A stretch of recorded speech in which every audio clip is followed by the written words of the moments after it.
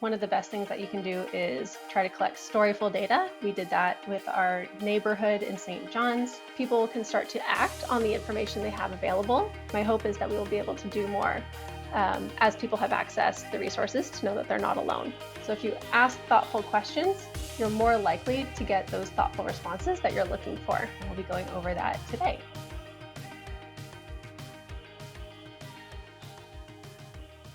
Welcome everyone, my name is Kim Larson, I'm with Luminoso. We'll go over the top 3 essential daylight skills and then we'll look at what's next for St. John's as things are evolving really rapidly. If you're not a local to Portland, St. John's is a neighborhood in North Portland, kind of on the edge and the corner. We're pretty isolated up here relative to the rest of the city. And we're going to go over the story of St. John's as we've learned through the neighborhood culture survey. If you want to get a head start on what we're going to be covering, this is a good time to log into Daylight. If you go to luminoso.com/trial, you can sign up there. It's about 4 boxes. If you weren't able to join us last time, there's a 25-minute video on our YouTube channel going over the survey design, why we asked the questions we did, some initial findings and expectations, some hypotheses, assumptions, all of that pre-researchy stuff, so that today we could focus on, well, now that you have the data, what can you do with it? One of the things that has changed since the last recording is we had a current event drop related to a thing called the BottleDrop, and we'll see that really prevalently in the data. When that news broke, some of the folks who were keeping an eye on the survey feedback were really cautious, and we've even got the advice to close the study, let's take it as an evaluative period, and close that method of communication. But we decided to keep it open because one of the things that we wanted to do with this study was focus on discovery and evaluation. So in a pure evaluative study, probably would have closed because it would have captured a moment in time that was pre-BottleDrop news. But because the survey was intended to be a communication method to the neighborhood association and to whoever is interested in the data, we wanted to keep it open so that people could voice their fears, concerns, and I am so glad we did. So, and we'll go over some high-level results first. In the survey design, there was an emotion question with pleasantness and energy that gave us some emotion pinpoints on how people feel about the neighborhood in its current state today. And I was impressed to find that the top 5 emotions that were reported were all in the high energy, high pleasantness quadrant. So happy, enthusiastic, pleasant, focused, joyful, not extreme emotions. People like where they are, which made it primed for the BottleDrop news to be met with some intensity. For daylight skills, the first one that we're going to focus on is messaging. So when we want to be heard or connect with folks, we want to speak to people in the way they are speaking. We do that in Daylight using Galaxy, and that shows the terms that are used synonymously or in conjunction with each other. The first question in the survey was, what drew you to St. John's in the first place, and what keeps you here? So when we go to Galaxy, we're going to go to unique to filter for the question becoming St. John's, and that gives us a narrative kind of like this. We're going to look for people phrasing the question kind of back at us with their answers. So I moved here initially because blah, blah, blah. And then I stay here because blah, blah, blah. And we can kind of see that in the Galaxy here with initially, I came here for the affordability. I could afford to purchase, the price, it was small. Or I was born here. My relative, my partner, my husband, University of Portland, that relationship language. And then fell in love, feels like a small town, proximity to nature, specifically Forest Park. This is all directly from the AI because it's seeing the relationships between words based on how people are using those terms. We don't have to take the AI's word for it. We can look at some of the specific verbatims that were shared. We're going to go over 2 of those. So this person said, I was drawn to St. John's because of the walkability and somewhat bikeability of the neighborhood, the laid-back atmosphere, proximity to Forest Park, kind of like what we saw in that Galaxy theme. We're seeing that language of the verbatim reflected in the Galaxy. All the amazing parks throughout the neighborhood, the community-focused business owners, the strong sense of community, my amazing neighbors, The community-focused vibe of the whole neighborhood and the amazing businesses and restaurants keep me here, and all of the reasons that drew me here. So the good things don't change, and then more good things are introduced. Someone else north of Fessenden said St. John's was once its own town, so it still has its own vibrant downtown area as opposed to some neighborhoods that are purely suburban. We visited St. John's Bazaar several times and fell in love with the beauty and quirky small town feel. We stay for the same reasons, but also because St. John's was the last affordable neighborhood in the city when we bought, and now there are none. We would leave the city if we moved. All right, so let's practice that skill. If you are in Daylight, you should be able to select the workspace for public. I have it sorted by date, which puts the new projects at the top. And go ahead and click on the example project. That will take you to the highlights page. This shows us, did the AI read my data? On the left, we have what was mentioned, what was in my data, neighbors, local businesses, community, neighborhood, St. John's. We know we're in the right project. And then clusters of conversation. So coffee shops being used synonymously or in conjunction with grocery stores, bars, etc. And we'll go over the second half further down the webinar. But we're going to focus on the largest clusters of conversation for now. So let's click on the Galaxy feature, either using the link here or the icon on the left. It's going to default to seeing all of the data for the whole survey. So if you click on this tab on the left for filter documents, the little filter icon, scroll down to the question dropdown, and then we're going to click on the Becoming St. John's question. So this is filtering for the answers to Becoming St. John's. In the Configure Settings wheel or Configure Visualization, we're going to click on Unique to Filter, which gives us a more filtered version of the terms that were unique to this question. These are terms that were not used as prevalently in the other questions in the survey. So we have originally, initially, born. This is that start of the story sentence. Originally, bought a house, graduated, University of Portland, strong sense of community. We saw that in the verbatim. So we have a relationship stream, and then we also have the economic stream, ability to afford, affordable housing, affordability. You see the theme why people chose St. John's. And finally, that connects to the walkability, proximity to the big city, proximity to Forest Park, feels like a small time, and the culture stuff. The culture stuff, more related to the relationship stuff, makes sense. So there's the quick narrative from it. If you want to read people's unique stories as it relates to what drew people to St. John's, click on this Documents tab, the fifth tab on the left, and you can see what people were saying. So small town, affordable house, pure park, all of the reasons. You can scroll. There's about 771 stories here to go through.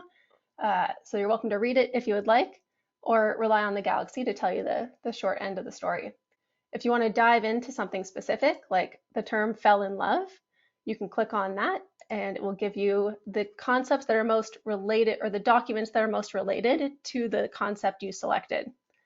In this example, proximity to Forest Park was related to fell in love, and small town in a big city also related to fall in love, so it was identified as more relevant than a document further down that mentioned a more variety of things but used the term fell in love explicitly.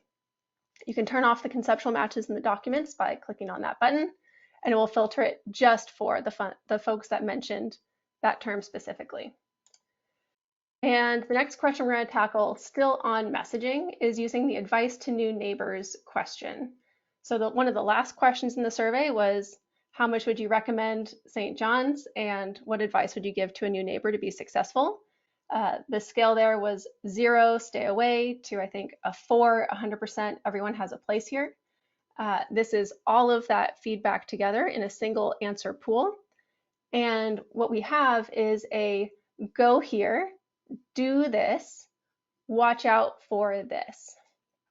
And we can see what local places people are recommending, what people are recommending folks do, like get involved, engage, meet your neighbors, get to know your neighbors, and then things that they need to do to like protect themselves, like keep your cats inside and away from the coyotes, to how to keep your Amazon packages safe, all of that. the slide that I put together for this was get to know your neighbors, explore parks, get involved, attend events like the farmers market, and be careful. Advice to new neighbors included, don't go out alone at night. Don't leave stuff unattended in your car or on porches. Lock your doors and get cameras. Some example stories that we used. The answers were really long for this. So some folks were doing 3 paragraphs, 4 paragraphs more, because people were really passionate about what advice they could give to new neighbors. It was great to see. So we have get to know your neighbors because there's great people who live here and it will help you feel safe, included, and belonging. Give you ideas for how to spend your time and people to do those things with. It'll help you in a pinch. Shop local. They recommend Ace Hardware, 45th Parallel to get wine. Grocery Outlet has great food deals. And there are several specialty shops for small gifts when you need one.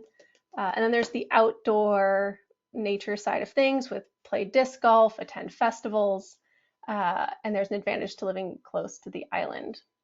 Again, from north of Fessenden, our favorite places include the library, Pier Park, the Garrison, New Seasons, recommending the Wings at You're In, hiking on Wildwood Trail or Leaf, which is up in Forest Park, across the river, Daydreamer Coffee, Lombard House.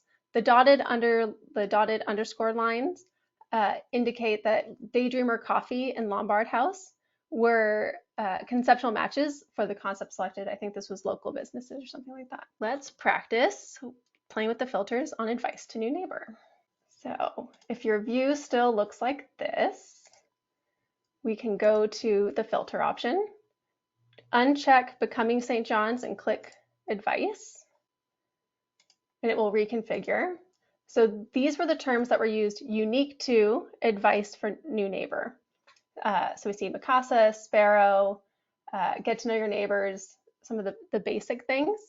But because I want to see not what was unique to advice to new neighbors, but see the full picture for advice to new neighbors, I'm going to swap it out for top concepts by prevalence. And that gives us those similar clusters. And it's a little bit more distinct since the last screenshot because more data has come in. So the AI has learned with more confidence which things should be clustered together. If we go to the filter option, I want to filter for their recommend. How strongly would you recommend the neighborhood to others? So 4 was 100%, everyone has a place, and a 0 was 0%, everyone should stay away. I'm going to select these bottom 2 boxes to see the advice that people who are warning against the neighborhood were giving.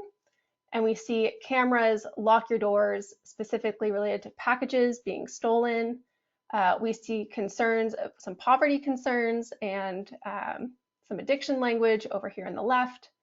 But then we still have a do here, like do this, go here section. And we see Cathedral Park, Pier Park, Mosaic Tap House. They were still giving some positive advice in addition to protection language. If we switch those out for everyone has a place, you can see the warning language is shifted. There's more vigilance, there's bike and car, pedestrian, street racing. The language changes from self-protective to awareness. And then the recommendations for where people should go. Beer porch gets bigger, grocery outlet shows up, Wonderwood Springs, Weird Sisters. One of the neat things about Daylight is we didn't have to teach it what all of these words and locations meant. Personally, as a volunteer with the neighborhood association, I don't think I could have come up with every business, every street in St. John's as quickly as I would have needed to get the analysis done. So Daylight does all of that for us, and it's clustering it by itself. So it can tell that Cathedral Park, Pier Park, Chimney Park, Savia, like these are all related, and it's clustering that together for us. Again, if we want to see what was unique to a specific subject, we can click on that. If there's nothing coming up in the unique section, that just means that the language there matches the language elsewhere, nothing special to look into. We can see the join, get involved, coming up for advice to new neighbor among folks who say everyone has a place. Now let's look at drivers. So drivers looks at the metadata or the associated data that is scores or linear in nature. So drivers is if they mentioned concept A, the average value was X. So often this is scores, like if you rate something from 1 to 5, that's a pretty straightforward way of understanding the feedback that it's given. But we have some clients who've gotten more creative with that, like family size. Someone did a study to see what things were mentioned among bigger families compared to smaller families or families of one. We've seen folks, if they are collecting income data or anything else, they can see what are the concerns of folks who are making 200,000 a year versus 50,000 a year. They have different priorities, different fears, different goals, all that stuff. One of the questions in our survey was related to if there were decreased traffic on Lombard, how would that impact the time you spend in that district? Would you spend more time or less time?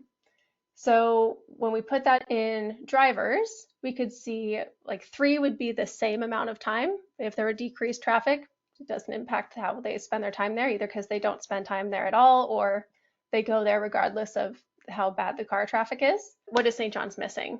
There are some folks who identified as they would spend less time in the business district if there was decreased car traffic. The things that they mentioned when we did the initial screenshot for this was encountering like homeless folks, that term specifically, camping, gym, and fitness. Whereas the average for the whole data set, most people said they would spend slightly more time in the business district if there was less car traffic.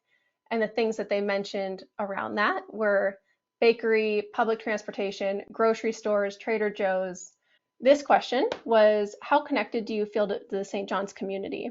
The hypothesis that we stated in the last webinar was that connection displaces fear, and the more connected people feel, the more positive they'll feel about the neighborhood. Or where did they find connection correlated against that connection score question?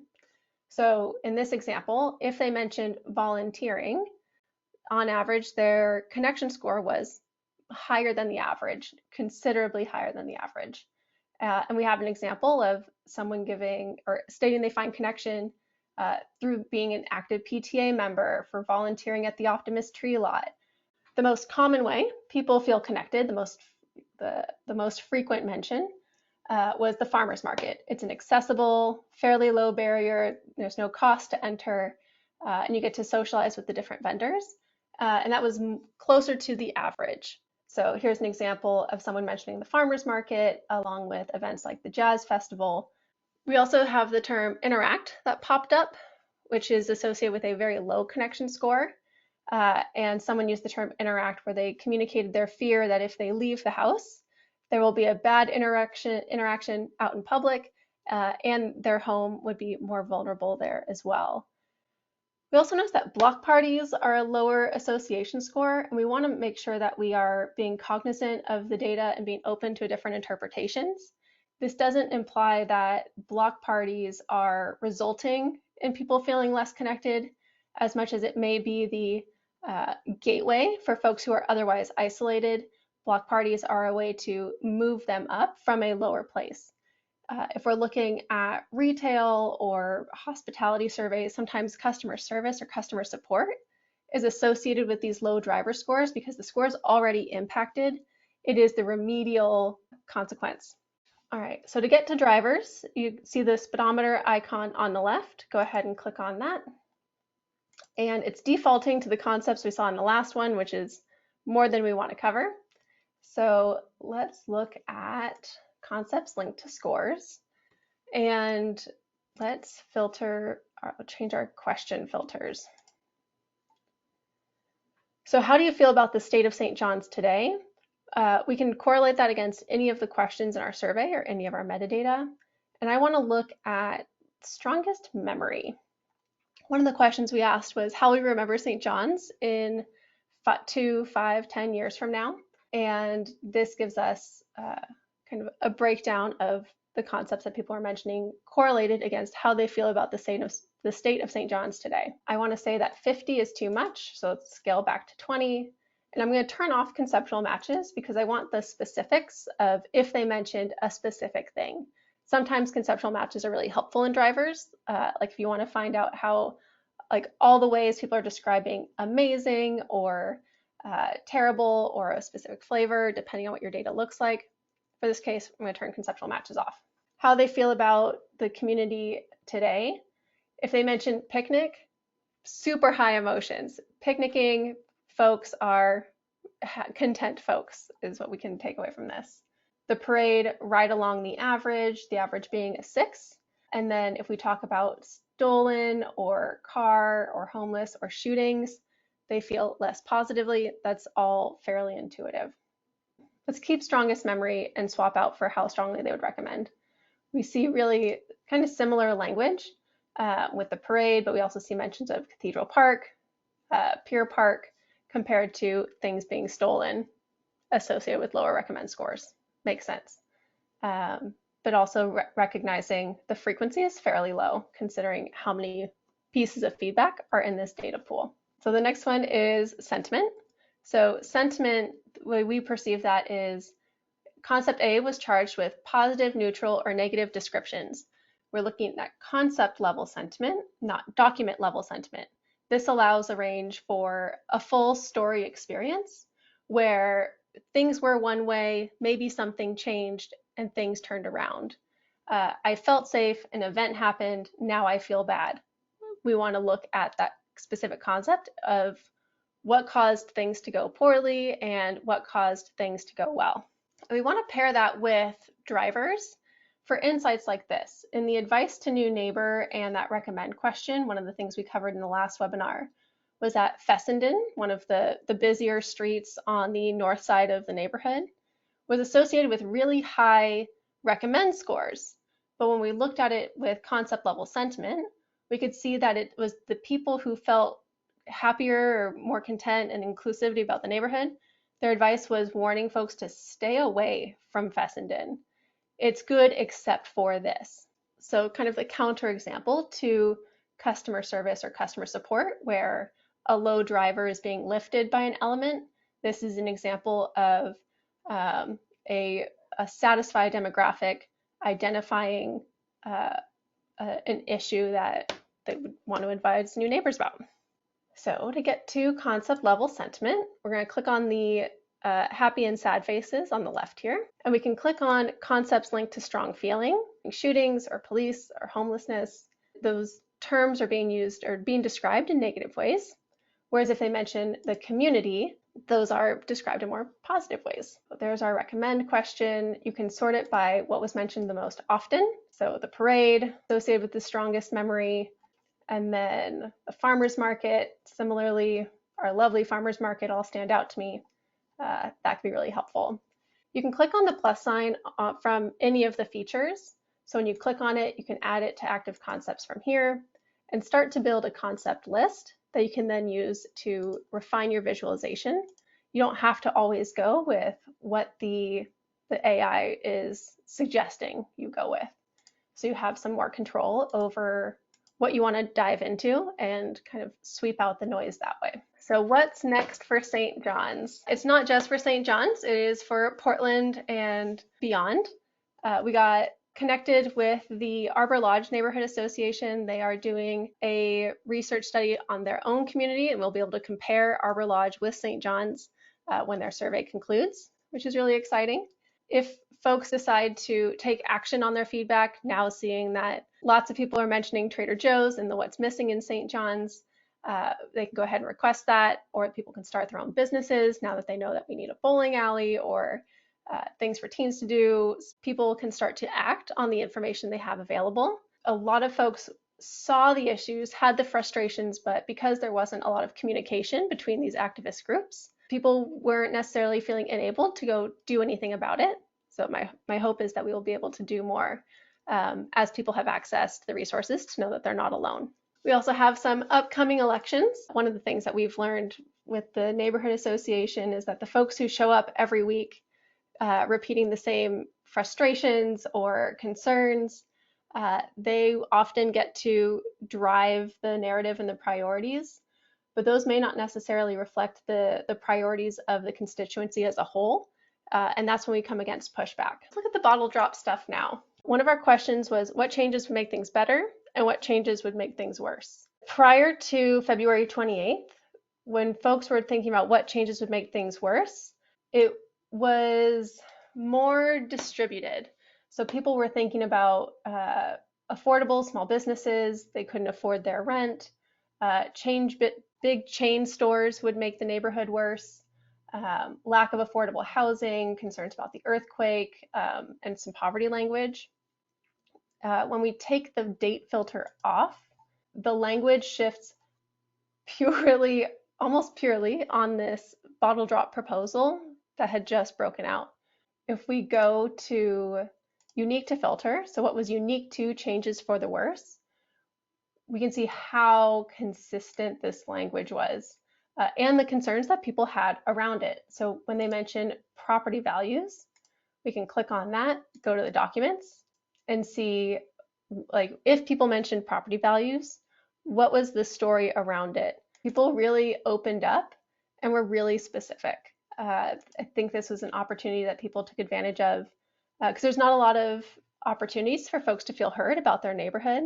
I think there's a lot of systems where people deflect the feedback that's given, and this was an open invitation to kind of bring that together. So people really took advantage of that, which was awesome.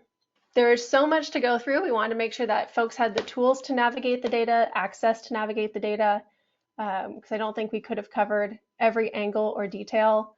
If you would like to do a similar study, we like to pair a reflective question with a projective question. So what advice would you give to a new person in your position? So in our case, it was to a new neighbor. We've done studies with schools where it was advice to new teacher, advice to new family in your district, advice to new student, pairing that with the recommendation question to filter it kind of like we did today. And then there's a reflective question. Not everyone's comfortable telling other people what to do, but they're more comfortable reflecting. Sometimes that's vice versa. And so we'll ask, well, how do you remember this in the future? And this is juxtaposed to the standard CSAT question, where people say, rate 1 to 5, explain why. Respondents can sense when the survey is designed with not much thought, and they will respond in kind. So if you ask thoughtful questions, you're more likely to get those thoughtful responses that you're looking for. Thank you, everyone. Please feel free to reach out if you want to talk one-on-one, go through the data, design a study for yourself. And it's always good to see you. Thanks, everyone.